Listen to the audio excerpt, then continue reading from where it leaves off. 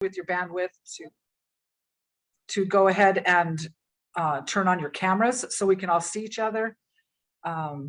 If you have any questions, please raise your hand, and we have staff who's watching out for that and watching the chat. If there is any declaration of conflict, then we would also ask during the meeting that you quickly let us know that. I'll go ahead and get started though with the roll call. Carlene Anders. Kathy Murray. I'm here. Thank you. Deb Murphy. Here. Dell Anderson. Jesus Hernandez. Here. Right in the middle of my screen. Ken Sterner. Ramona Hicks. And Ray Eichmeyer let us know already that he was going to be late. He had a conflict at 1 o'clock. Rosalinda Kibbe. I'm here. Thank you. Rebecca Davenport. I'm here. Senator Warnick. I'm here. Very good. Dr. Tuggy. Kat Letette. Oh, hi, Molly. She said she wasn't going to be able to make it today, but I'm going to be her eyes and ears. Oh, yay. Thank you so much for being here. All right. Oh, you got it. Teresa Atkinson. Nancy Spurgeon. She's absent today. Okay. And Peter Morgan. I'm here. Here. Thank you. All right. So if you have any declaration of conflicts that you would like to let us know, John, can you bring up the agenda so we can look over what the topics are?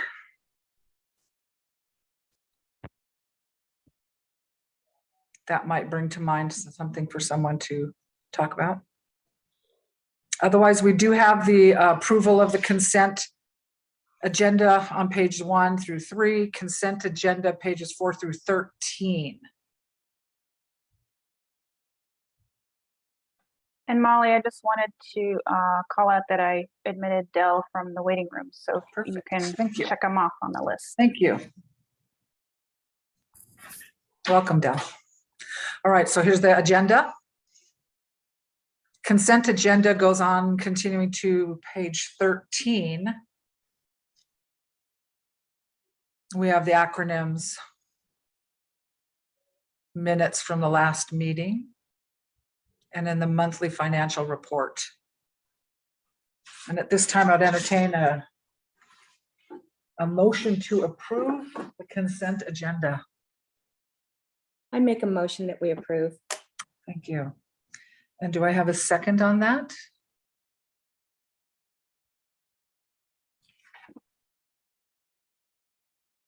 I'll second. Thank you. Is any questions at this time prior to our vote? Sorry, Molly, who was the second? Senator Warnick. All right, hearing no questions, all those in favor say aye. Aye. Aye. Opposed would be nay. Or abstain. Motion carries. Thank you. So at this time, I do invite Acting Executive Director John Shatton.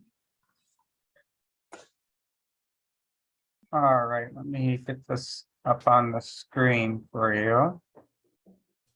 And we're going to give you a number of updates today, so we have a little bit more time dedicated to the Executive Director report. I don't know if it will take the full 30 minutes, but we wanted to make sure we had time to share with you what was all going on.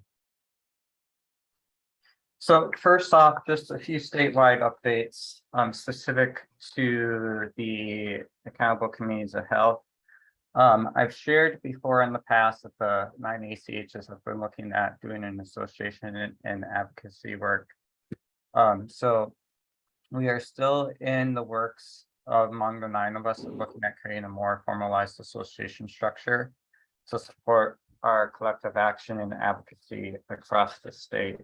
I would say some of the key values that we've been discussing on why we want to form an association across the 9 ACHs is really to identify a statewide voice with a formal structure so that we can collectively among the 9 of us really interact and provide messaging up to state and legislators, as well as on the reciprocal end, also have a point of contact for state legislatures and agencies to funnel some of these discussions across the ACHs back to us.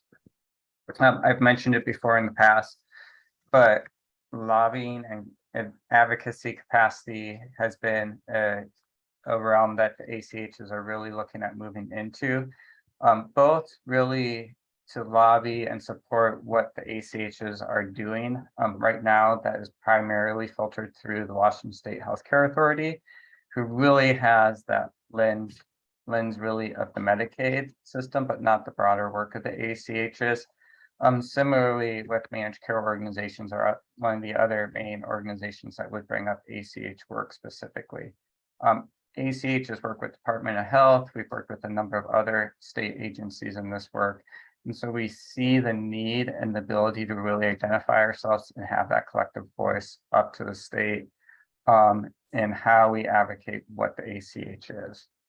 And then finally, just administrative efficiencies. So we all hold a contract with Artemis Consulting, who supports the cross 9 ACH collaboration. We've also worked with the state before. The behavioral health internship work was an example where there was contracting that actually went from the state down to the ACHs, and we worked on how to divide that up. But having a formal association would make that simpler in that whole process.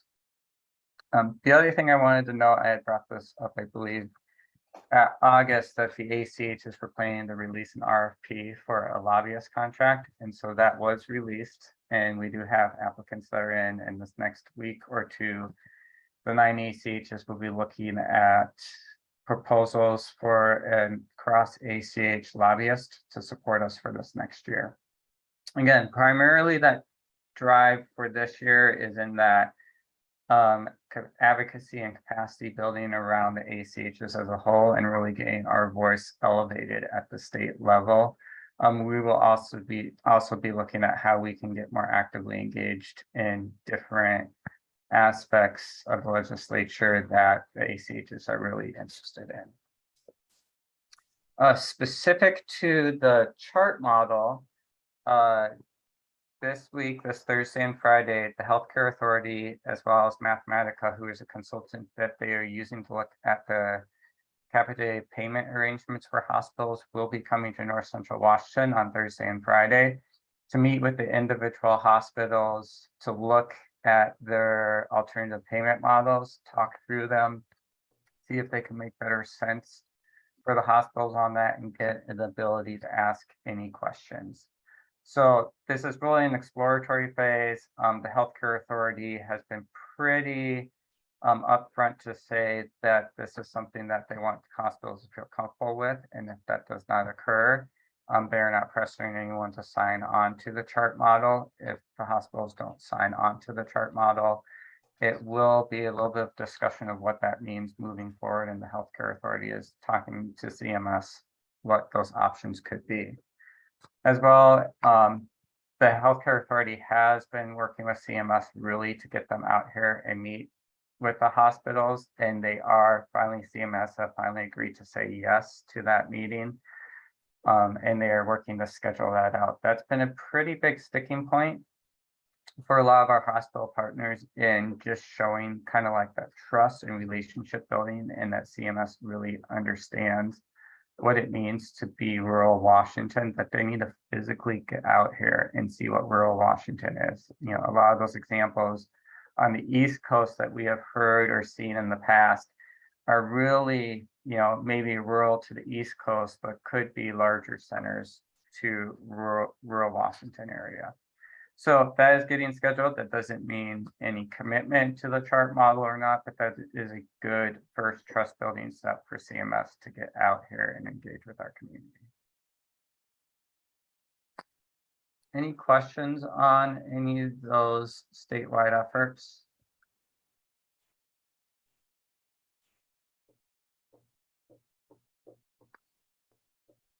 Some of the operational updates I wanted to provide. So we've been working with Clifton Larson Allen this year, really on our financial accounting systems and getting everything up to speed. One of the things that we've really identified that we need to bolster in their contract is higher level CFO support. And so we've been working with Sarah Krosky, who is the primary point of contact for Clifton Larson Allen, to expand the contract so that she is able to provide more of that, which means she would also be engaging more with our staff in budget planning, more in our staff when things come up around financial questions. She also will be actively involved in our 2023 budget process as well and be coming to the board to present that. What I've kind of found is that I've been hanging on to some of those features over the course of the last year while I moved into the active executive director role. And it's really been tough to really see some of those to the level that it needs to be. And so adding that additional capacity at CLA will help us refine some of our financial practices. The other thing that Clifton Larson Allen is doing for us is that they are working to develop an initial investment policy that our board is able to review. They're actually working in partnership with North Sound ACH, who is revising their current investment policy. Megan Vaughn is a contract CPA that North Sound uses for their CFO level support. And so both Sarah and Megan are working on coming together with probably a collaborative investment policy that both North Sound and us can use. And our goal would be to bring it to the board this fall with the hopes that we could start utilizing that come January 1 of this next year. What we're really looking at doing is looking at how we can invest the funds we have in our Casimir Valley Bank account, just through in some way to gain some level of interest above and beyond just a generalized savings account, and then utilizing how we would develop some investment policies for the funds that we have in the financial executive portal. We would, to be honest, probably take a pretty conservative approach to start out with, just to get our feet in the door and working on this moving forward. And then as well, we are in the process of starting the 2023 budget planning. And you can see on the screen, the general components that you're going to see filtered into this year's budget. So there is work that will continue that is currently under the 2022 plan that we will either maintain or build off of. Some of that will also include the examples of the funding that has been released, including the cross-sector partnership funding, the equity funding, the identification with the behavioral health stakeholder work group, how we're going to expend the funds that we've had under that work group as well.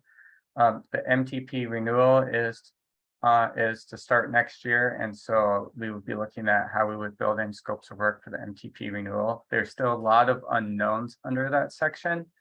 So that may be something that really gets built throughout the last quarter of this year and into next year, where we will maybe see some budget amendments come with that as we get more information in the planning phase of that. We'll share some updates from the strategy work group today, but we also know that long range, we are looking at adopting a vision or North Star of thriving and utilizing the vital conditions more in the framework. And you'll hear more about that today.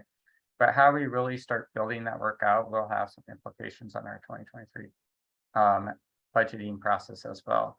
And really that kind of goes to speaking, having capacity in our organization for building a regional portfolio and supporting our 3 pillars. I know even Sarah under the shared measurement pillar is looking at how we build out a shared measurement task force, and how then that would look at how we start utilizing that task force and how we achieve our goal of shared measurement across the region. The other thing to note, of course, we will still have the chart contract going on, and there is always potential for other grant and contract work. Hope Squad was a key example of that, where that funding originally came from Cambia Health Solutions, and with an infusion of some NCACH funds on top of that, we ended up rolling out the Hope Squad project for 4 years. few other things I just want to get on your guys' radar that you're going to be seeing when we get into sharing some of the budget numbers. We are going to be updating our project classes and priorities. And so you're going to see what you normally have on the last page of your finances under budget priorities and buckets that will be adjusting. We went through a process with Clifton Larson Allen to try to streamline and look how we're reporting financials to you guys. And so through that, there were some recommended changes. We're also going to be looking at how we utilize board allocated funds to move into a restricted account on our cash balance documents so that you're able to see in the financial reports what is really cash we have available and what's already pre-committed dollars so that you know what's a spendable amount. Molly, you have your hand raised. I just wondered if we had a plan or if we can get it onto here for a finance committee creation. I know that we've talked about that at the executive committee, but I would love to see in a revision of this to have a bullet for a finance committee creation of board members. Yeah. I will follow back up with Sarah Crosby on that and Rosalinda. I know we have talked about it in the past. We've been focusing kind of on some of these assessments and investment policies, but we will revisit again. And again, that would be something I would be assigning Sarah to take the lead on as well, moving forward under that new CFO role with me Perfect. Thank you. supporting her. The only other thing I would note on the finances is we have been re-talking more to focus on how we plan out long range into multi-year budgets and plans. We as a staff didn't feel like we could fully get there just into this 2023 budget cycle, but we are in discussions in that. And we're looking at how we can get that infused, and Sarah from Clifton Larson Allen is helping us with that. And so you may see that come out more early this next year. Any other questions finance wise?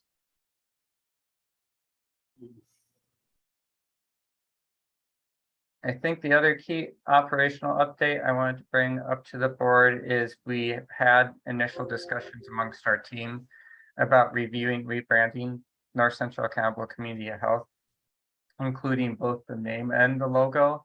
A number of ACHs have gone through this, and there's about 3 of us left that have not, who have been considering it as well. And so we haven't made any initial steps forward with this, but right now it's been internal discussions around what the value of rebranding would be and what the steps would be to look at like moving forward for that. You may see a little bit more of that as we get through the next few months.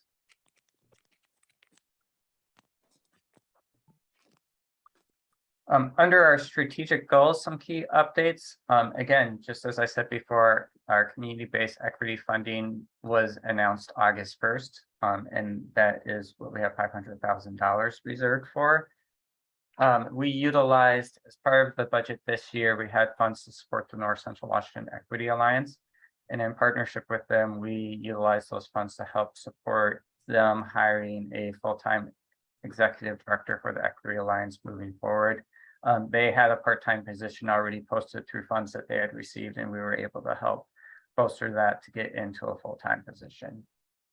And then we've been partnering with the North Central Equity Alliance and in conjunction with Our Valley, Our Future.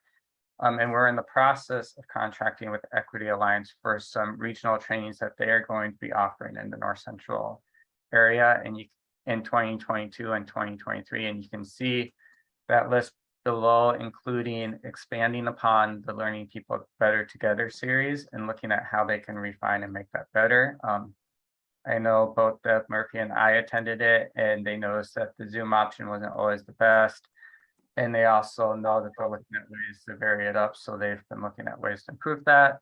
Difficult community conversations and conflict resolution, making equity actionable, developing a plan for your nonprofit organization, and equity in the outdoors. I have a list of descriptions that I can share out at a mid-month email that you can get to see if you're curious a little bit more on the detailed description of those items. Under cross-sector collaboration, again, what I would like to call out is that we are continuing to accept cross-sector funding applications. We have had 3 applications were submitted so far.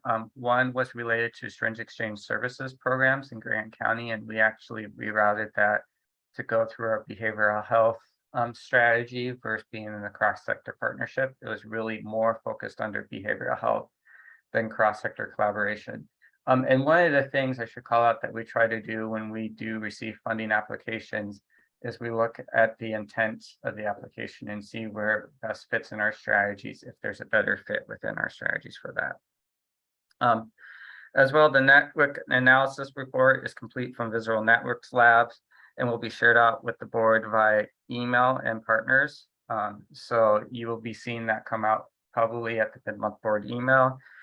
And if you'd like to learn more, there's going to be a network analysis webinar on September 30th to explore the results from our network analysis and give you an option to ask any questions you have.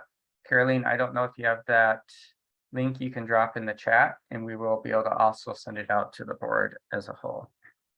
The other thing that's not listed on here, but to really call out, is Mariah and Caroline hosted our first orientation for the community review process with our reviewers that will be used to access, who will be assessing all equity and cross-sector collaboration proposals.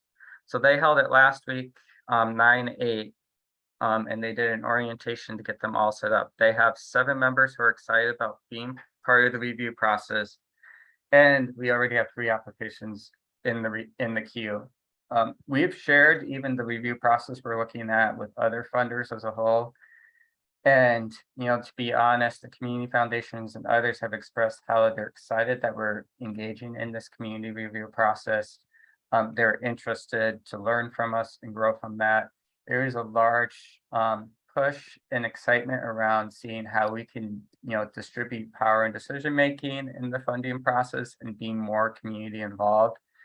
And so I just wanted to call that out because I know our team put that together, and I think, Caroline, this was really your idea, and it's really getting traction from other funders as an area that they're looking to as a way to do this in the future. Some key updates on behavioral health and recovery. We are looking at doing a screening we are going to do a screening called Hiding in Plain Sight. This really came from our partnership with community initiatives and some of the resources they shared. And Wendy has really been focusing on this. And this is working with community partners to set up a screening of this documentary about the mental health crisis among youth in America to do open dialogue about mental health and reduce mental health stigma. So this is really about the mental health struggles in our youth. I know Wendy's also connecting with our partners with Together for Youth, who lead our Hope Squad initiative, as well as Only 7 Seconds in Pateras, who is also doing this work. And so really reaching out on how we build this documentary series in our community with the partners that are doing this work so that they can also take the lead and share what they are doing. We submitted a digital health navigators grant to the Department of Commerce in conjunction with Community Health Network of Washington. This is part of CHNW's statewide Link to Care SWA hotline, which also looks at distributed internet-enabled devices with service subscriptions. So they're looking at how they can expand their work and also into the community, how they can also support training community digital navigators so that people have better access and getting trained up in utilizing telehealth services. My understanding is that they will find out about this grant in another week or two near the end of September. And this really came up again in conjunction with the telehealth work that we are doing, and then looking at how they can partner what they are looking at doing under digital navigators with how we are doing our telehealth work. So instead of duplicating, how can we align these efforts together to maximize our work? I also wanted to call out that we knew Grant County Health District and the Center for Alcohol and Drug Treatment submitted a proposal to the State Opioid Overdose Response Plan Committee. So the Washington State Healthcare Authority and Department of Health, I'm going to read a paragraph I got so I don't miss any of the details. So I'm sorry, I'm going to be looking down for a second. are joining with partners from across the state to implement a state opioid response plan. You guys may have heard that the state is receiving 518 million opioid settlement. So this is part of the big pharma settlement that has come through. Joey has sit on the goal number 2 treatment subcommittee, which is seeking proposals on how funding to meet that goal could be spent.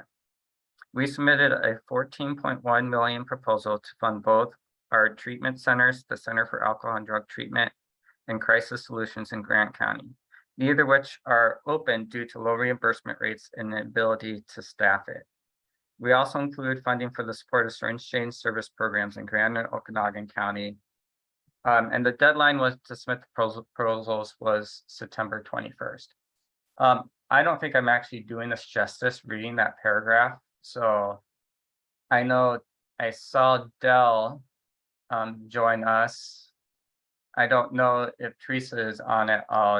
You two were the board members who were able to actually present to this work group committee. So I want to actually give you an option to make a few comments. Yeah, so this proposal was set up so that we would close the gap between bed rates and operations for running these facilities specifically for subacute detox.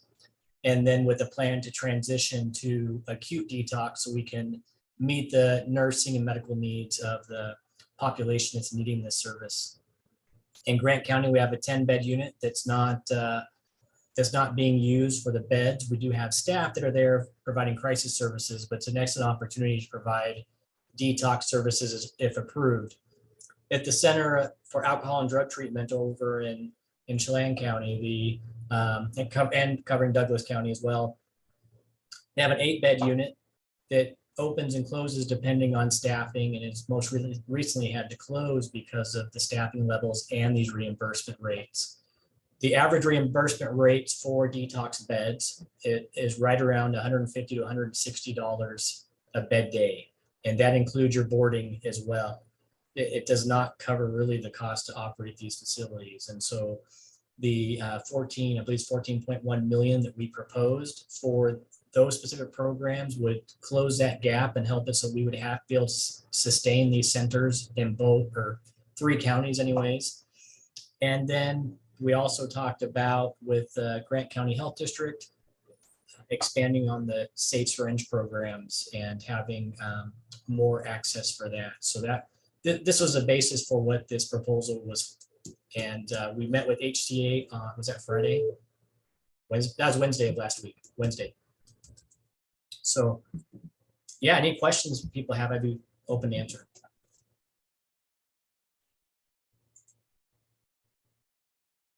And I really have to give kudos to Joey, Caroline, and Wendy, who pulled the group together to put the proposal together. This was literally, there was a meeting that Joey was part of, and it was like 2 weeks that they were asking groups to submit a proposal together to look at funding. And you're told 2 weeks to submit a proposal of $14.1 million.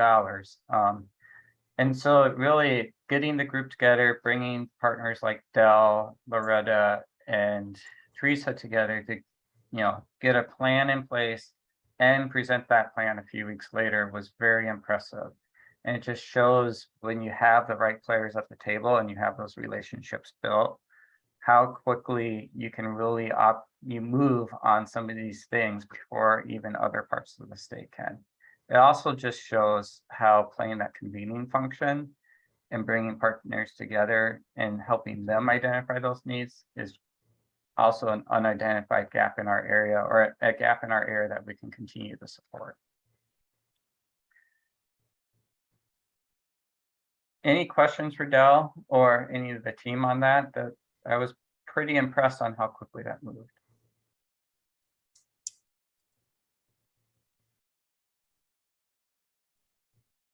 All right, then the other thing I just really want to call out is Joey again. He has been working with Beacon Health Options to expand the Narcan vending machines, and Beacon Health is actually looking at how they can expand these across the state. And then I believe Beacon is also interested in expanding this across the country. in areas where they have services and contracts, correct, Joey? I see it.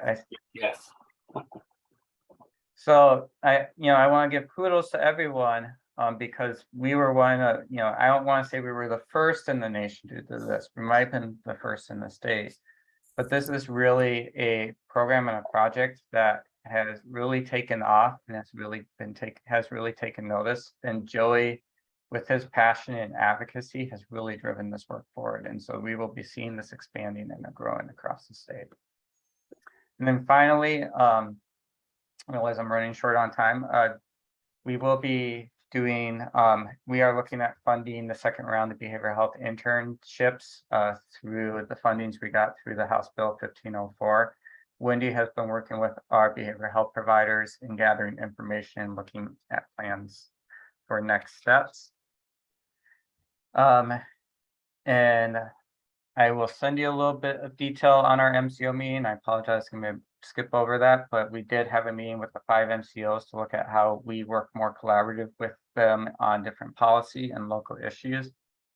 And then I just really wanted to pull out another area that we're really focusing on and that we're really growing in our region is our capacity building support. And so a key example of this is the work that we were doing in conjunction with the Community Foundation, and we partnered with the Community Foundation Nonprofits Practice Institute to survey partners on potential training and capacity building opportunities. Our team got 76 responses, and the survey results were reviewed early August. And now the team is really working with the Nonprofit Institute, Community Foundation, on how we can start identifying trainings from nonprofits or organizations across the region. So that is a great partnership we're looking at doing and how we do the capacity building and support in the region. We just funded through Our Valley, Our Future, a conflict resolution and diversity, equity, and inclusion training. And so last week, Sarah and Caroline both attended the Our Valley, Our Future conflict resolution training presented by the Many Voices One Region Game Changer. Like I said, we helped fund this and there was 100 community leaders in attendance. It was an all-day retreat that helped bring shared vocabulary, skills, and understandings on conflict resolution by Jennifer Talbot, who is the executive director of the Wenatchee Dispute Resolution Center. And then they brought in a state speaker, Pamela Oakes, of the Profitable Nonprofit, who was focusing on diversity, equity, and inclusion training. And then lastly, the Learning Task Force, both Mariah and Morgan have been sitting on the Learning Task Force, which is a subgroup of the strategy work group, looking at how we convene and bring partners together. And so that task force, which has a number of community members on it, recommended that we move our partner convenings really from a monthly format to a quarterly format. And then we can utilize each quarter to identify pressing issues and key things partners are interested in that we can boil up and bring everyone together to discuss. One of the things I really like about this, again, is instead of us as a team just coming together and making that decision, we brought our key partners together and they were able to evaluate how effective these convenings were and making recommendations on how we can make some of those adjustments. The final thing I would conclude with is, I think when I share a lot of these updates, I'd say one thing: if there's anything you want to learn more information in, put it in the chat and we'll bring it back to a board meeting. But, when we shifted our mission statement, we really shifted. I always tell groups that we went from really a healthcare quality improvement project management organization to that one that's focused more holistically on health and well-being and bringing people together to identify the gaps. And I think as you see some of the work that we're doing, you can see that shift also taking place directly into the day-to-day work that our team members are doing. So the organization is shifting our operations to really work to fully live that mission and that vision as well. I am sorry, I did not think I would speak for 30 minutes to run through all that. But any questions?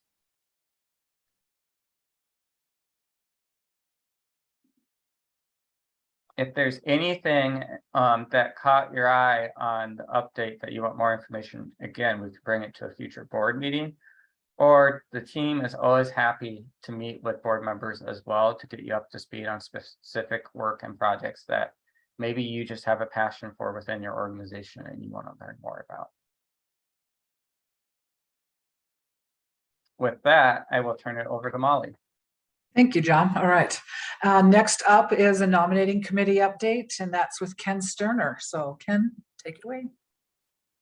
Thank you, Molly, and thank you, John, for talking so long. That way I don't have to talk as long now and still fill my space, so appreciate that. First of all, we did have a nominating committee meeting September 1st. That included myself, Carlene, Senator Warnick, John, and Teresa, and we very much appreciated everybody's attendance. You can see on page 14 of your agenda the list of board members that are up for re-election at our annual meeting in December. We hope to have our final slate for recommendation 30 days prior to that point. And thanks for bringing it up there. And we have either already contacted the individuals on that slate or will be very soon. And so some of you may recognize your name in there as well. We aren't prepared at this point to announce who those would be, but hopefully by the time of our next meeting or the one thereafter, we will have something more concrete. In either case, we have 30 days prior to the end of our, or prior to our annual meeting to announce that to everyone. So probably our November meeting. At any rate, we also discussed a number of other things in terms of posting for open positions, on like an open call. I think, John, you're going to have Morgan send that out. And I think we want to do a 30-day deadline on that. Is that correct? That will be influenced on the last topic we talked about the Okay. open Hispanic Okay. and consumer. And so with that said, that's we talked a little bit about opening up some other positions as well. One of those is a consumer seat and Hispanic seat. These are seats that traditionally have been a challenge for us to fill, trying to get very specific on who would be filling those positions, who they would represent. That is, again, the consumer seat and the Hispanic seat. And one of the things that we discussed was also how we might fill an ad hoc seat. We did have some interest by county commissioners that they would like to have a seat, specifically Chris Branch in Okanagan County would be interested in joining us as well. But that led to another discussion again about how we would do all this, because there's some bylaw changes that we would have to make as well. And we're not really sure where we're going to go on this. I think it still has to be fleshed out probably over the next 1 to 2 months to be able to even come up with a way to do that. But one of the things that John, and you can step in because I know the staff have been thinking about this as well, and that is looking at renaming the seats perhaps to be more inclusive, not exclusive. So maybe we have something that's going to be more equity based in terms of just Hispanic. We might open that up just a little bit. And the consumer seat, we aren't doing the transformation project anymore. So, and that was, I think, one of the requirements. So perhaps we can do that as well. If we do that, then that might open it up a little bit to include a county commissioner or other sector that can still represent those groups. So that is a discussion that's going on there right now with that. John, do you want to add anything to that? Am I missing something? Anybody else? Yeah, I think my main comment is we've discussed internally for a while about the consumer and the Hispanic seat. Mm-hmm. And they're kind of unique because they're quote unquote sector seats, but they don't really represent a sector. They represent a demographic of the community. Right. And so the recommendation that we had pitched to Ken, and this would be new for other nominating committee members, so this isn't a recommendation today, is to look at just changing those at large seats and then having a discussion about how we actually recruit so that we are more intentional about recruiting a more diverse set of community members that represent our community. And that would include those with lived experience, which would kind of broaden that consumer seat definition. And so recognizing that, we don't want to shift away and change it into a way that we would be representing our community to just additional individuals who have influence in our community. We would want to, the focus would be really on intentionally how we recruit for board members. And how do we spread that across the whole board and have a discussion on, as new board positions come up, how are we looking at our representation in the community across the board, not just 1 or 2 seats on our board. Okay. Any questions Linda, about that? Check your hand up. Yeah, thank you. I have a question, and it's probably for John, because I know that you shared that the Healthcare Authority, although there are no details yet, will be applying for another waiver. The real question is, if it's a new waiver, I would assume the special terms and condition for the first waiver that was okayed on January 9th of 2017 would apply, would not apply, because it was pretty specific, as Ken said, as to who sits on the board. I would assume that those special terms and conditions would not apply, but I'm not sure. And hopefully you'll have those discussions, John, when you discuss things with the Healthcare Authority. Yeah, it has been asked once or twice by the Healthcare Authority, and at this current juncture, they haven't provided a direct answer. It would be a new contract, a completely new contract, so those special terms and conditions fall under the existing contract. So it would have to be written into a new contract that it have any form of requirement versus it continuing on. I haven't heard anything specific around that. I feel like the direction that we are going is something that the Healthcare Authority would support, so I'm not concerned about the direction we're recommending. Okay. Any further questions in regards to that subject? Comment, Ken, I'm just independent of what we do with the makeup of the board.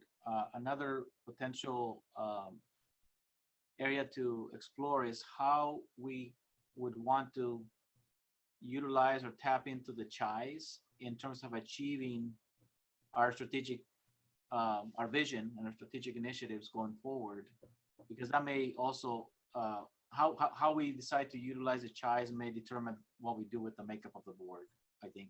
So just another way to look at it. Jesus, I couldn't hear you very well, kind of quiet, but I think I understand what you're saying, and I think that's an excellent way to look at it too, though. Okay, continuing on with one of the other discussions we had, and that was that we wanted to make sure also that people knew, even though as we were going through this nominating process, just because the board, the nominating committee recommends folks to a certain position does not mean that we can't have nominations from the floor. And that it would be the intent, even though the nominating committee would put forth together a slate for approval, one of the things that we will be doing is giving people the opportunity to nominate folks, individuals from the floor, and we will include that as well. So that usually takes a nominating motion to do that, and we can certainly do that. I think it takes a second as well, but we're going to be doing some investigation on how that process can go exactly. But we do want to make sure this is going to be an inclusive process as well. Any other comments from the other committee members? John, Teresa, am I missing something else? I just want to say that this might be the first year we followed the 90-day rules. And so I want to give a shout out to Ken, and probably actually a big shout out for Teresa for keeping us task oriented. Agreed, especially Ken. So thank you, Teresa, for doing that. Okay, Madam Chair, that is our report. Thank you, Ken.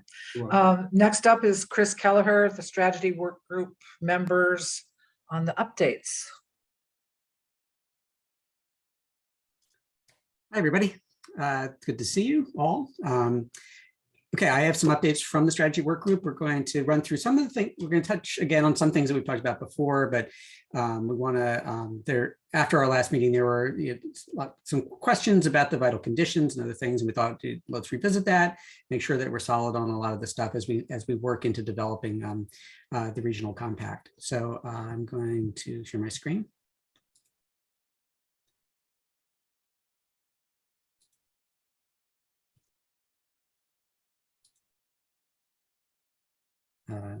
I plan to share my screen. Hold on a sec.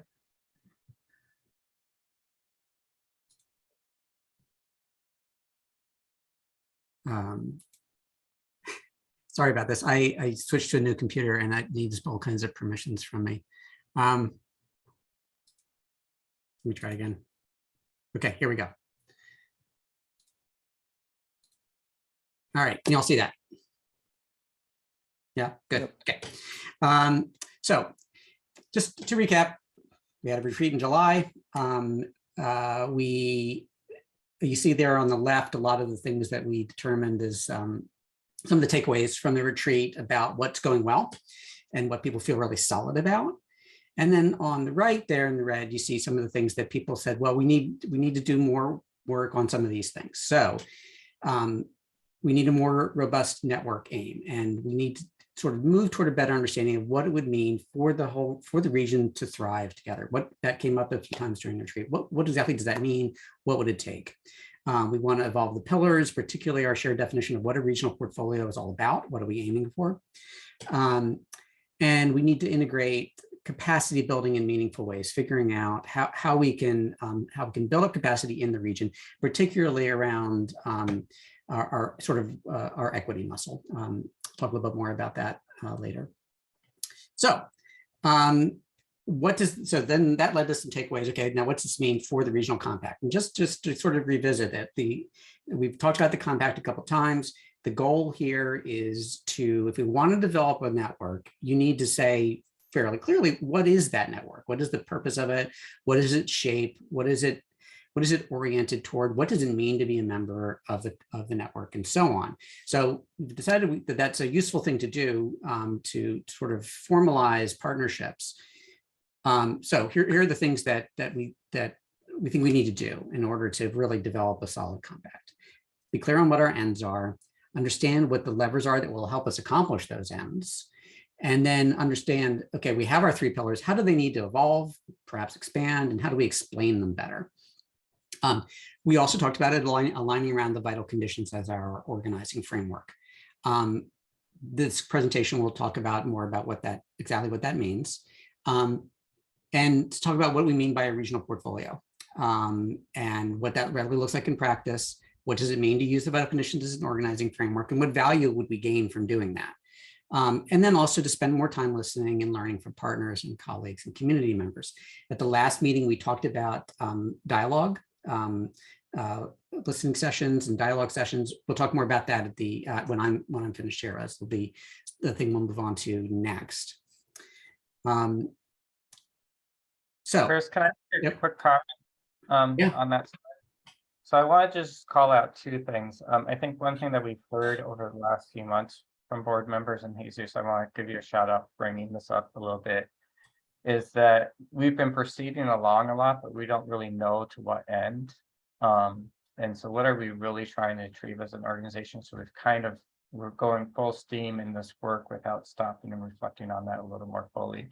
And so we're working on that. I don't know that as some of the details we shared today will help you answer all those questions, but it will help us at least get a step closer to that. Also at the July retreat and even in August, we've gotten a sense of our pillars. This regional portfolio one was still the one that board members and community was still trying to figure out what it meant, and how we would really move forward with that. And so when we've discussed in the strategy work groups, some of this, the vital conditions is that organizing framework we're looking at for a regional portfolio. And so I just wanted to call out that those questions have been brought up over the last few months, and that we've been really trying to figure out how we dig into them more. So thank you, board members, for raising that. I mean, hopefully some of this will help us get towards that. Sorry, Chris.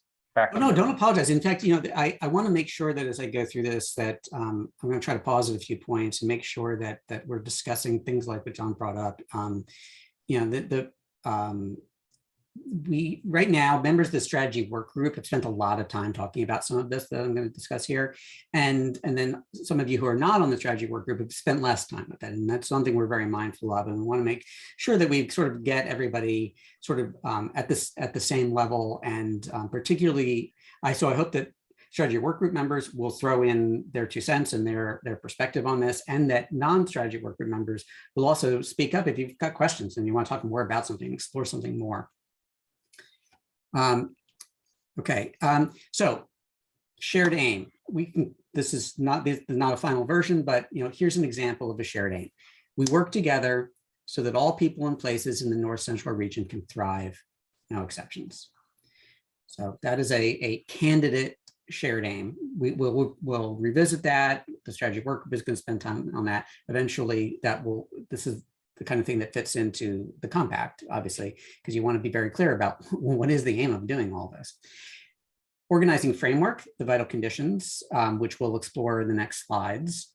Our ultimate goal is to develop a broadly shared regional portfolio that achieves the right balance between investments in vital conditions and urgent services. So when we talk about a portfolio, and we'll look at some examples of how portfolios have been developed elsewhere, and particularly in the state of Delaware, you see that's the approach that people have used, that we have vital conditions, we have urgent services, we want to find the right balance between them. So we'll talk more about exactly what that means.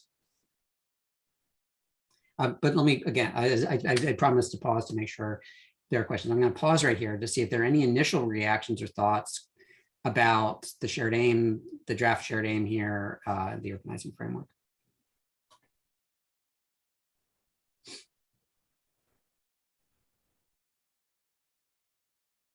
Okay, so I'll continue to put anything in the chat, and we'll have more time to talk about these and to really dig into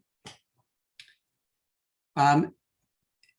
This here gives sort of an overview of sort of where we've been. I want to say, like, this isn't being created out of nothing. So we have spent time with the board, at the retreat, in the strategy work group, developing principles. We've talked about principles actually for quite a while. On the left there, you see the principles that came out of those discussions. Center people and partners, their experiences, their voices, their assets. Reduce barriers by being inclusive and accessible and welcoming. Facilitate co-ownership and co-creation through learning and connection. So those are some of the principles that we have been evolving as a group for a while now. We're not done yet. These principles will continue to evolve. You never reach a point where you're 100% done with that. You're always trying to improve, but that's where we are now. Then we have an idea of how we create change. That's very important for, if you're going to form a network, certainly, you want to be clear about what's the idea here, because the reason you form a network is not just because it's fun to get together. You do it because you can create change together. So we create change by convening. We create change through measurements, through capacity building, through collective action. And so and then you can see the list of some of the results. It's not an exhaustive list of the kind of results you seek, but those are some of the results that you'd hope to see. You create change, it leads to those results that are there on the right. You can see on the far right that there's a North Star goal. It's that we want to have thriving people, we want to have thriving places. And you're using the vital conditions for health and well-being sort of as the organizing framework. You can see sort of is underneath this diagram here, showing that sort of it underpins a lot of this. It's important, the bottom, I want to really make sure we talk about the bottom though. So NCACH as a network backbone and investor. So one of the things that's tricky here is what is the difference between, talking about starting a network? Okay, well then is NCACH the network? What is the difference between NCACH as an organization and this larger network? So the way that we've been thinking about it is that NCACH operates as a backbone for the network. So it convenes. That's what part of what that convening is about. It's what the measurement is about too. It's like we bring people together, we provide data and other kinds of information when we come together so that we're making database decisions and so on. So it serves as the backbone for the network, but it's also, because NCACH has its own resources, has its own priorities, also an investor in the network. And so if there are high level priorities that NCACH wants to see, it can be one of several investors, not the only one, but other members of the network can say, well, I'm going to chip in this. And somebody else says, well, I'm going to chip in that. And NCA says, well, we're going to chip in this to make this, to make an important initiative happen. So we will talk more about that as we really get into the nitty gritty of setting this up and as the compact matures. But that's an important concept because it admittedly is a little bit tricky because NCACH is sort of playing two roles. I want to pause there and ask if there are questions or comments about that.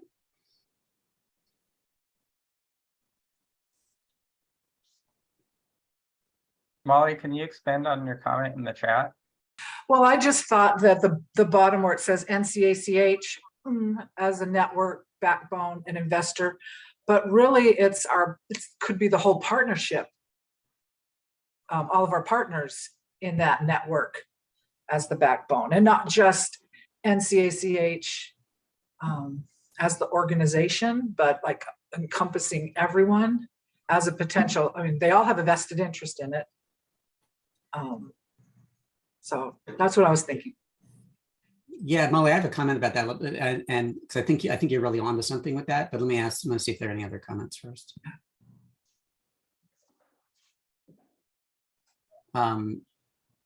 Yes, there's a lot of interesting research that's been done on this, on exactly what you brought up, and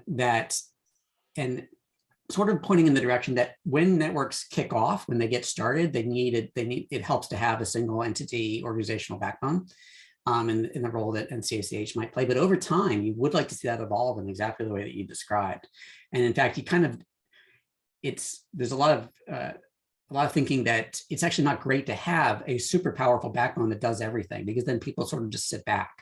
And you really would like to have a situation in which everybody is over time playing more and more of a role of helping to make those backbone functions happen. So I think that's a great observation, Molly, and it's probably is something we should aim to evolve toward. There's this sort of a saying that ultimately, if you're really successful as a backbone, if you reach the point where nobody needs you anymore. That's putting it a little too strongly, but I think you get the idea. When it's not like you're the only thing providing a center of gravity. Chris, can I go back to, well, maybe you can move this slide, but one of the things that we really adopted or really focused on at the strategy work group that's new, I should say, that we wanted to make sure that the board is also on the same track for is that North Star. So really, embracing thriving as a North Star, or also, as a vision statement in a way, right? We work together so that all people and places in the North Central region feel they are thriving, no exceptions. I think someone pointed out within this discussion, no exceptions really also puts an emphasis on that equity component of the statement as well. But I was curious from either strategy work group members or other board members, how do you guys feel about adopting that or moving that into our North Star vision? Do you feel like it's exciting? Do you feel like it gets us to understand what we're trying to achieve? Do you feel like we're missing something?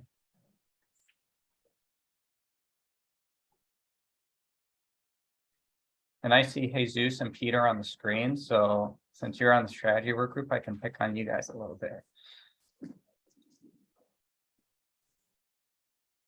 Well, I'll chime in. I mean, I think, there's a lot of talk about, us not being the be all and end all as the ACH. So for me, it's really about this capacity building or building partnerships.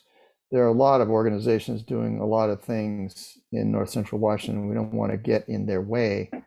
But my vision is that we see opportunities for organizations to work together and fund their collaborations, or support them with measurement, convening, and that sort of thing, so that we're kind of in the background. We're the infrastructure, but we're not doing the heavy lifting that's going to require on people closer to the ground and closer to the situation. So that's my take on it.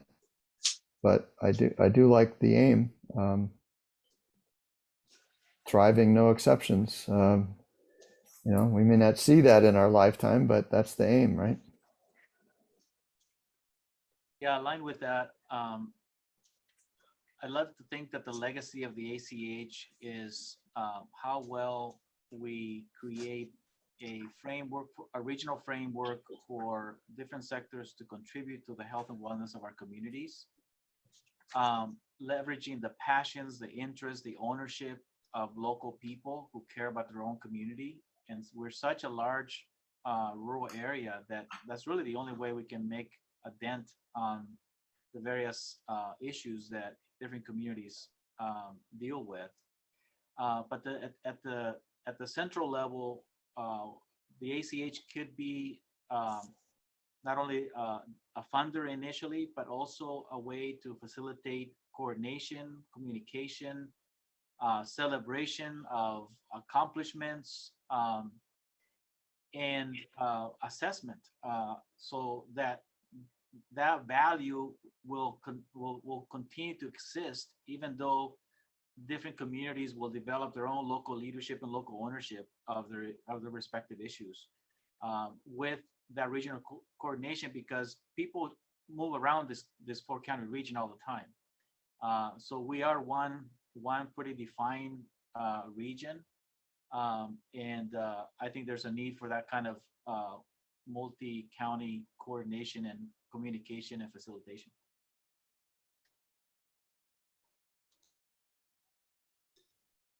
Yeah, thanks, Peter. Thanks, Jesus. Other comments on this before we move on?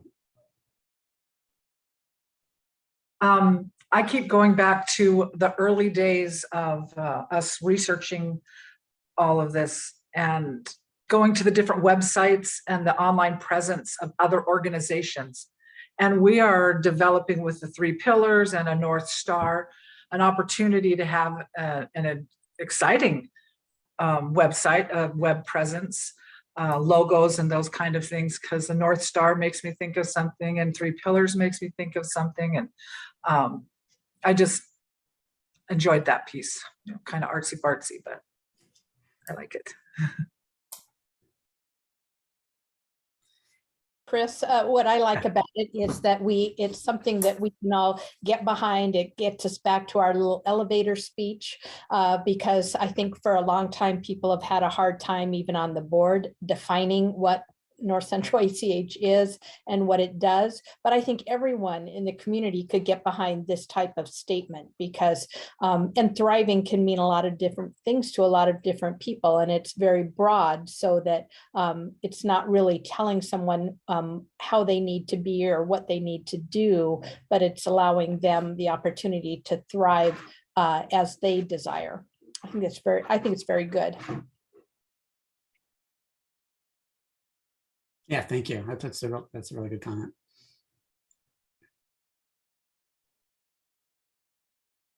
Other thoughts?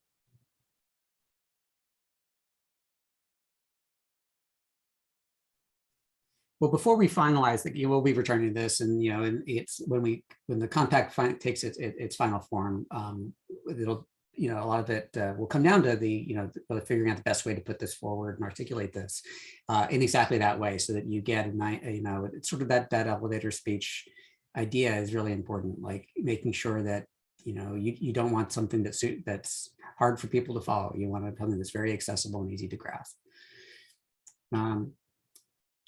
Okay, could someone give me a time check how we're doing on? You're technically over time, Chris, but you can try to catch us up, but it'd be great to really save the time for the dialogue practice, because I think this is where a lot of this will gel. All right, so I'm going to skip through I'll skip through this. Basically, you use the compact and the vital conditions to sort of establish the foundation for collective action. These are the vital conditions. There are 7 of them belonging to civic muscles at the center. Civic muscle is what we're building here by doing this kind of work and by building a network and by having community dialogues. That's what we're doing. We're building up the civic muscle of the North Central region. The key idea is that you figure out a way to balance vital conditions and urgent services. That a lot of our attention and resources, funding, et cetera, goes toward urgent services, just generally by default, because that's the fire and everyone's you need to put out the fires. But what we want to do is find a way to build up the vital conditions, because if you don't do that, you just end up driving more and more demand for urgent services. The vital conditions are allow people to thrive and not fall into a need for urgent services. So what we have here is basically, you can see this is this wheel, which I showed earlier.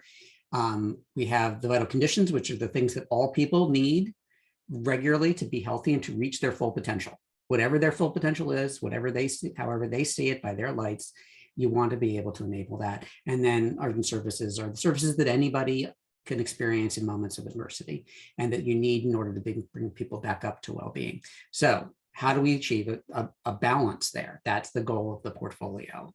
And so what I'll end with is just showing you briefly how Delaware has done this. So Healthy Communities Delaware, you can see what their, Molly just mentioned sort of the logo and this sort of thing. Like this is what if you go to their website, you can see that that's their tagline: working with communities, investors to create thriving places across Delaware. That is what they are dedicated to. It's a nice, easy to absorb idea. Collectively, through our partners, we are delivering meaningful, measurable impact to ensure that Delaware communities are thriving together statewide, one neighborhood at a time. So it's a statewide goal, but it's an acknowledgement that a lot of this progress has to happen locally. You need to look at particular places and the particular needs of the specific communities.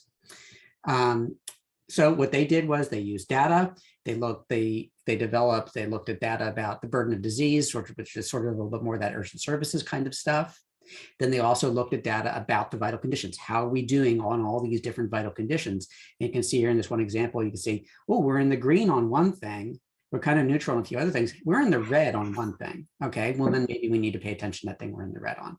So they use that to sort of guide their work at a county level. And then what that led to is an exercise here. This is the same wheel that we showed before, but it's up on the wall. And there's an exercise to develop a regional portfolio that's balancing the vital conditions and urgent services in Delaware. And they had this exercise to figure, to everybody sort of weighing in on where they think the balance of investments ought to go. You can see on the far left, that's a map of all the counties in Delaware. And so they're looking at, okay, what do we want to do statewide? And what do we want to do in specific places? So this is just helpful to think about where are we heading? Well, we're heading toward getting to the point where as a region, we can do this kind of thing. We have the right people there. We have broad representation. We have it's not just a few people, isolated people in a room. It's the full region coming together to do something like this. I'm going to stop there. There are a few more slides, but I think that's probably enough because just in the interest of time. But I do want to, before we move on to the next section, ask if there are any immediate reactions.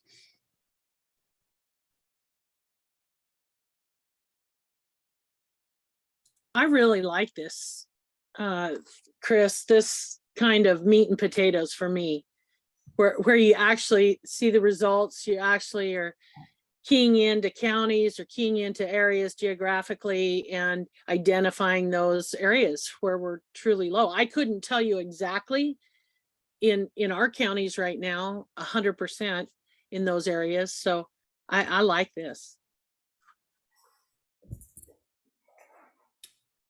Yeah, and the data part of this is really interesting, and it's something that that Sarah's thought a lot about, and that we can talk a lot about more in future meetings. Just to figure out how you do this process, guided by hard information as much as possible. Any other thoughts?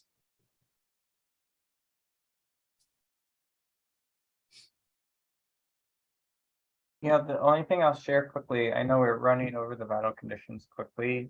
We'll send out a recording we did that goes into it in more detail. And we're welcome to meet again with board members, and we'll probably have that option if you want to go in more detail about what the vital conditions is. This is really a framework on how we are looking at organizing that regional portfolio. So I really encourage you guys, I know it may take an hour or two to learn it a little bit more, but to take that time to understand what we're diving into it and how that would mean we engage in our community with this framework. All right. We could talk about this a lot more, but I think we probably want to move on to the next thing. I forget who's taking over at this point. Elizabeth? I don't know. It's you and Well, Elizabeth. Monty and Carolyn, you guys were going to run through the meeting. Carolyn, I think you want to kick us off? Sure, that sounds good. And, you know, to your point, Carlene, I do think there was some feedback at the last board meeting that we're focusing a lot on process this year and not as much on action. And that's totally true. We are. And I think slowing down and identifying our compact and how we're going to work together next year is just important to set us up for successful action next year. Because if you don't slow down, it has the potential of being really chaotic. And the elements that we've showed you for the compact, just so you all know, like right now it's feeling like it's becoming more tangible, but like, so what? By the end of the year, we hope to have a document that is easy to understand and that we can share with partners so they can decide whether they want to opt into this or not. And you know, there's no deadline. It's not like the window opens and closes. It's just like a way to invite people in and see if they're interested. And you know, part of distributed leadership, like let's say our board is excited about thriving as an aim or the vital conditions as a framework. Well, does it resonate with our region, right? Let's go test this out before we kind of lock it into the compact. And so we thought that leveraging the dialogues that we talked about at last month's board meeting would be a great way to test some of these ideas and see if they resonate.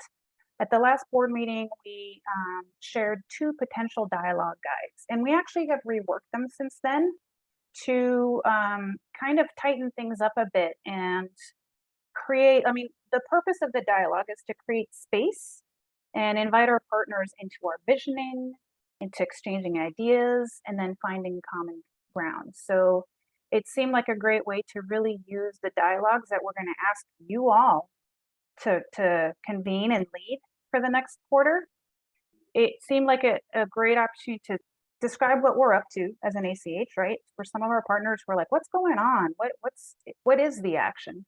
And then also invite them, and then maybe potentially new partners to join us in this like portfolio development next year. So we've made some adjustments to the dialogue guides. We'll tell you a little bit more about that, but I'm going to turn it over to Monty to kind of reinforce or add any other points. Great.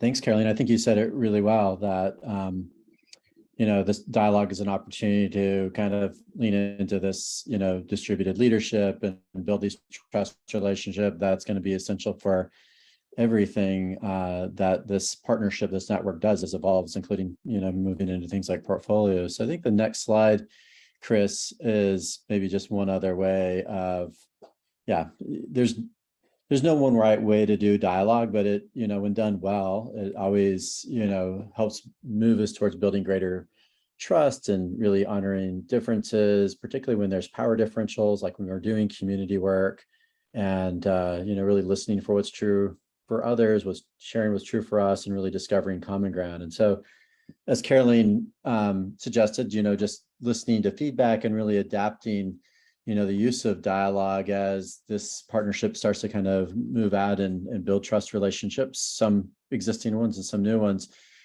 We thought we'd give you all a flavor of what this could look like as you all are leading and thinking about those dialogues. So I wanted to share with you kind of a guide that kind of is a quick and easy way for you all, hopefully, to see how you could lead some dialogues. And then we're going to, and Chris, I don't know if you wanted to, if you were the person sharing your screen, we'll just kind of maybe real quickly and we can chat these out. So the overall dialogue guide here. We borrowed from the living room conversations, which we've been learning from and working with this group for a long time. They've been doing dialogues that are really self-organizing dialogues with communities for many years, and they have hundreds of topics that you can use. Typically, there's 4 to 7 people per dialogue, but there's no hard and fast rules. And so as you can see in that blue, this is really designed so that anybody could kind of take and run with this. And so I know there's a lot of words on the screen, but it's relatively simple. People have been doing variations of this for a long time. High school students have been doing a lot of these in Idaho and different places. And so the particular format here really starts with, some simple ways of introducing folks and, introducing the North Sound ACH and where it is right now and the purpose of the dialogue. And again, I won't read all of that. And then again, in the blue points out some things that you could be doing to get everybody's voice in the room and kind of take 1 minute to introduce yourselves. The conversation agreements, I know that we've used some different ones. And so we just borrowed the living room conversations because we think their dialogue agreements are really good ones. As you kind of go through there, just naming kind of the quality of kind of conversation or dialogue that we want to have. If you'd scroll a little bit there, Chris. Oh yeah, sorry. So being curious, to really listen to understand, really showing respect and suspending judgment, noting where there might be some common ground, really, bringing your authentic self. So just even naming these things, I actually sat in a community in Wisconsin a couple of weeks ago. They didn't know that we do a lot of dialogue, and they went through a version of this. And it was just really remarkable, the conversation that we had by being intentional and creating space where we really hear each other. And so this particular guide that actually has 4 rounds, because the assumption is that you'd have up to 90 minutes to kind of go all the way through that. And so again, I'm not going to read all that, but you can see the round 1 is getting to know you. And as you kind of a little bit of some framing and inviting somebody to kind of read before you go to round 2. And then in round 2, it's giving folks, again, a time estimate of some pieces where they would start to talk about what does thriving people and places look like for us in their own language, their own voice, really connecting these concepts by kind of, sharing their own experience and ideas. Round 3 moves into, so how might we do this? How might we shift how we work together as partners across the lines that sometimes divide us geographically, politically, whatever it is? How would we work together differently to really affect change, to create all people thriving in places? And then round 4 is just a chance for people to reflect on kind of what they're hearing, what's bubbling up for them.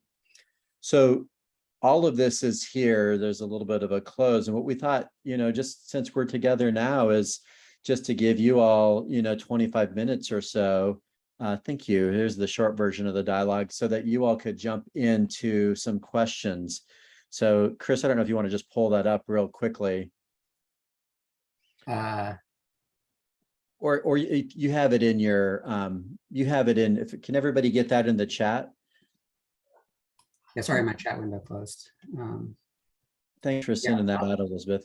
So we're going to put you all into smaller groups, and each of you, if you could just pull up that guide and just invite you to kind of self-facilitate yourselves through those questions. Again, the round 1 is getting to know you, just taking about 5 minutes, around 1 to 2 minutes to answer one of those 3 questions. So different conversations often gives you an opportunity to pick a question.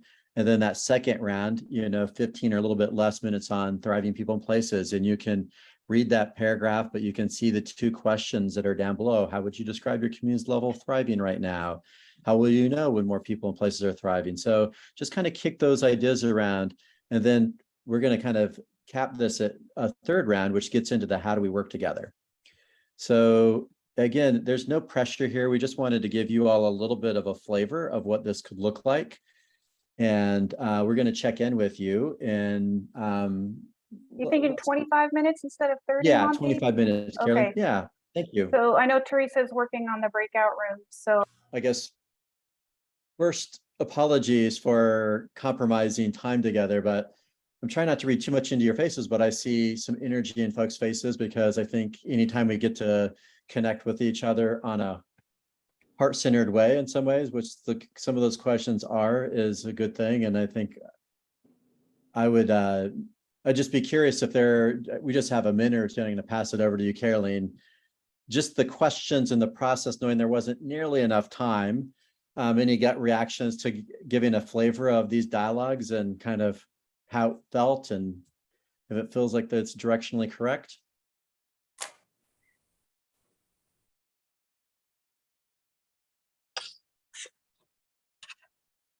Did it feel like it was easy enough to kind of start to engage on those questions? Well, Monty, I'll go ahead. I thought our group did really well with it. We launched into it and did the exercise.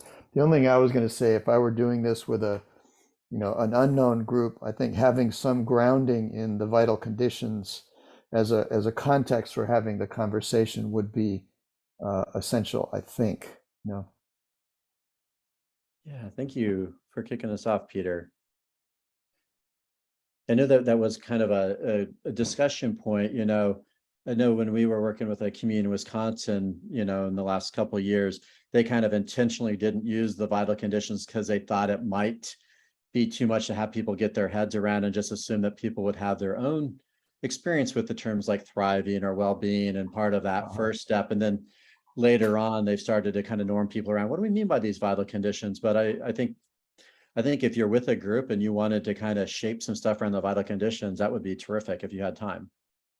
What did a couple other comments real quickly before I pass it over to Caroline?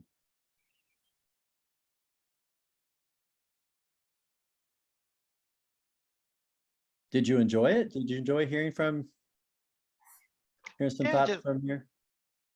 This may just be me, but I always like to definitely learn more about, individuals' sense of purpose or mission. And so just to see that question, it's always good, I think, as a launching point, or just to kind of, see what people are, a lot of inspirational folk, I think, that are working here. So it's always good to get that broader perspective. Oh, thank you for sharing that.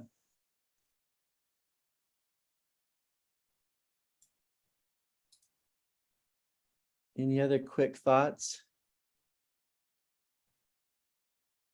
We want to know when we can get started. All right, well, then I'll segue to some of okay. the logistics, Molly. Nice. I meant to do that. I will screen share a document that we will send out via email afterwards. And we are going to ask you to host a dialogue, whether you want to do it in person or on Zoom. And this one document is designed to just prepare you to do that.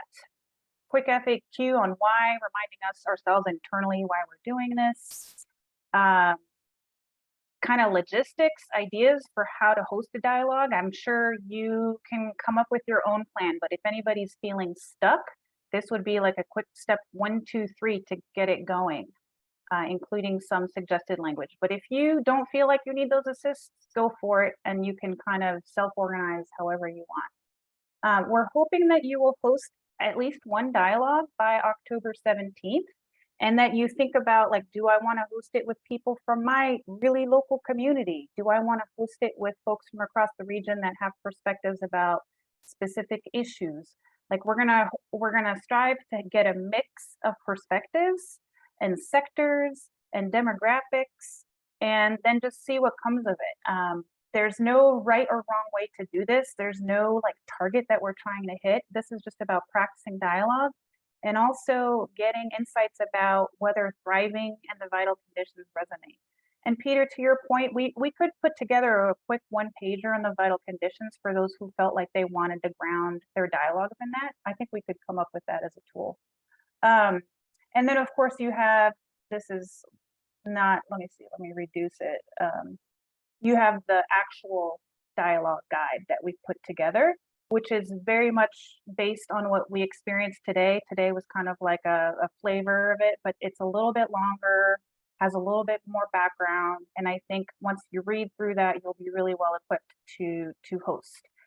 Also, if any of you are feeling like, oh boy, this is making me nervous, feel free to buddy up with a board member. And reach out to us, reach out to Elizabeth. We're here to support you. I don't think, this is rocket science. I really feel like you guys can do this. And the surprise is that we just trained you. Surprise, that was it. You're now trained and fully equipped to go host this dialogue yourself.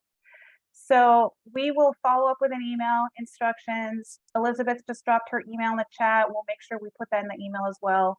Make sure you know we're here to support. Otherwise, if you're feeling courageous and motivated by what we just did today, have at it and go have fun. There will be a little bit of information we're going to ask people to collect after their dialogues, kind of feedback loop back to the ACH to see, like, is it resonating, or like, ooh, there were some aha moments or feedback that we really need to keep in mind as we get into the action and planning mode next year. So that'll be clear in the instructions as well. Any questions? Otherwise, I have one logistical question. So yeah. If I use Zoom, and even a combination of Zoom and in person, I have the option to record, correct? So then I can capture everything. And then can you turn that into written dialogue by just like going ba-dum, bum, and then and then I can cut and paste. Like transcriptions? Yeah. So those tools do exist, Molly. Okay. I think, and Monty, chime in here, but I think our sense was that for this round, this is kind of getting a warm up. Like, we're not going to focus that much on like really like transcriptions that we mine for data. We're going to keep it simple. I think recording is an option, but we did discuss if that might make it feel different if people feel like they're being recorded and they might not be as open or relaxed. I don't know, maybe psychologically that feels different, but you know, go with your gut, Molly, and you know the people that you're inviting. Sure. And yeah, do what you feel is right. Okay.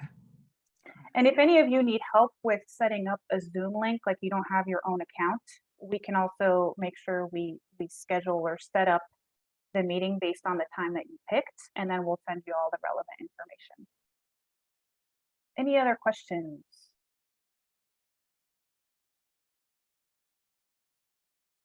Ramona, I've seen you muting and off muting a little bit.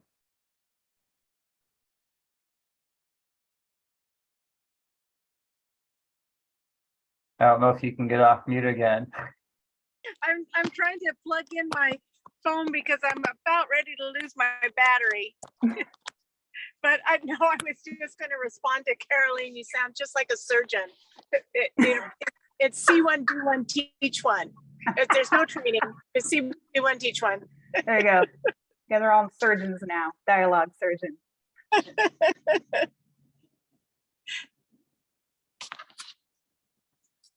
All right. Well, then, Molly, I think we're all set on this. Good. Thank you. Thank you so much. Monty. And I did just have one announcement. Our next get together officially will be the October 21st, the board retreat. But Teresa has come to me with some questions on how we might want to do this. We had talked about having it possibly in Okanagan County, and would prefer that if we do something like that and put the show on the road, that everyone be there in person. So there's that question. Or we could do it virtually because it's a lot of finances this time, and have better participation if it was done on Zoom and just take care of it that way. So I'm not sure what, I can send out a survey monkey for everybody to see what they prefer, unless somebody wants to just say, let's do it in person in Okanagan County. Molly, and I just wanted to, we do still have an October board meeting as of right now. We do. But yeah, I just didn't want that to be. Yeah, and I'll be talking about that during our closed session. So it probably will be a closed session on October 3rd. And then we would just have the board retreat. Typically, we don't have a board meeting the same month that we have a retreat, is the thing. But we do, as everyone is aware, we have this ongoing project, and could really use that last day on October 3rd for some finalized action. So I am going to say that we'll send out the survey, work with Teresa on that. And it's just really a, what would you prefer, and majority rules type issue. So. And otherwise, Molly, where would it be in Okanagan? We haven't determined the site. Yeah, Teresa had asked. we haven't. I would have to find a spot, and then depending on if we're allowing virtual plus in person, we would need tech options. So I guess that's what I need to know. Yeah. And if we're having outside guests Yeah. attend again, I would need to know that for size. Mhm. It Okay. could also be in Grant County too. It's just not going to be Yeah. in Chelan or Douglas County. Okay. And what are the hours on it again? Very good. 9 to 1 on October 21st. Now, the 9 o'clock is, if we do meet in person, it would probably be shifted to 10 to 2, but those are the hours.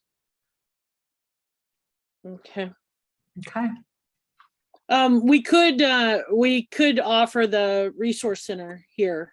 Likely, I could check on that right here in Pateras Nice. as a possibility. And it does have has the large Wenatchee Valley that were used for the classes for Zooms, the Mhm. large touchscreen pieces for the For Zoom. presentations. Yeah. Yeah. Yeah. So we can look at the finances in big print. Yeah. Yes, she could. Okay, Carlene, I'll touch base with you after this Perfect. meeting. Okay. Thank you. Thank you. All right.